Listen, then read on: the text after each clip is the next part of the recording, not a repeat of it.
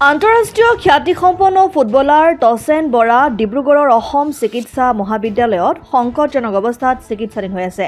প্ৰাক্তন খেলুৱৈগৰাকী 7 ছেপ্টেম্বৰত নাহৰকটীয়াৰ ৰাঙলী পথাৰস্থিত বাসগৃহত উচ্চ ৰক্তচাপ ৰোগত আক্ৰান্ত হয়। তেওঁক ততাতৈয়াকৈ নাহৰকটীয়া দীঘলা পথাৰ সামূহিক স্বাস্থ্য কেন্দ্ৰলৈ নিয়া হয় যদিও চিকিৎসকে উন্নত চিকিৎসাৰ বাবে অসম চিকিৎসা মহাবিদ্যালয়লৈ প্ৰেৰণৰ পৰামৰ্শ দিয়ে। সেই অনুসৰি তেওঁক অসম চিকিৎসা মহাবিদ্যালয় আইচিইউত ভৰ্তি কৰি চিকিৎসা প্ৰদান কৰা হৈছে। জানিব পৰা মতে শৰীৰৰ এটা অংশ অকামিলাৰ দিশে গতি কৰিছে। টছেন বৰাই অসুস্থ হোৱাৰ আগমুহূৰ্তলৈকে নাহৰকটীয়া ফুটবল একাডেমীৰ মুখ্য প্ৰশিক্ষক হিচাপে প্ৰশিক্ষণ প্ৰদান কৰি আহিছিল।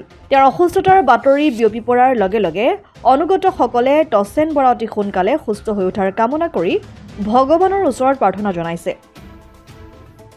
নাহৰকটীয়াৰ পৰা ক্ষীৰোদ কোঁৱৰৰ ৰিপৰ্ট, অসম আদিত্য। NKS হুণ্ডাইলৈ স্বাগতম। নৰ্থ ইষ্টৰ প্ৰথম GDSI 2.0 ফিচাৰ্ছ ডিলাৰ হৈছে NKS হুণ্ডাই। অত্যাধুনিক সা সুবিধাৰে তৈয়াৰী মষ্ট আপডেটেড হুণ্ডাই ডিলাৰ এতিয়া ডিব্ৰুগড়ত।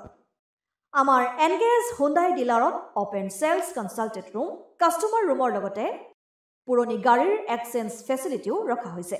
ইয়াত চেলছৰ লগতে ছাৰ্ভিচ ছেক্টৰৰ সুন্দৰ সুবিধা আছে। প্ৰয়োজনীয় সকলো এডভান্স টুলছ, হুইল বেলেন্সিং, এলাইনমেণ্টৰ অত্যাধুনিক machine, post hydraulic lift, fully train man পাৱাৰৰ লগতে nitrogen gas filling facility, fully automatic car washer ফেচিলিটিও আছে। লগতে NKS হুণ্ডাই ডিলাৰে কাষ্টমাৰসকলৰ সুবিধাৰ্থে মোবাইল ছাৰ্ভিচ ভেনৰো ব্যৱস্থা ৰাখিছে, য'ত হাইড্ৰলিক লিফ্ট, ৱাছিং facility, wheel balancing, tyre pressure check কৰাৰ লগতে বহুখিনি সুবিধাই উপলব্ধ আছে। NKS হুণ্ডাইলৈ আহক আৰু সুবিধাসমূহ গ্ৰহণ কৰক।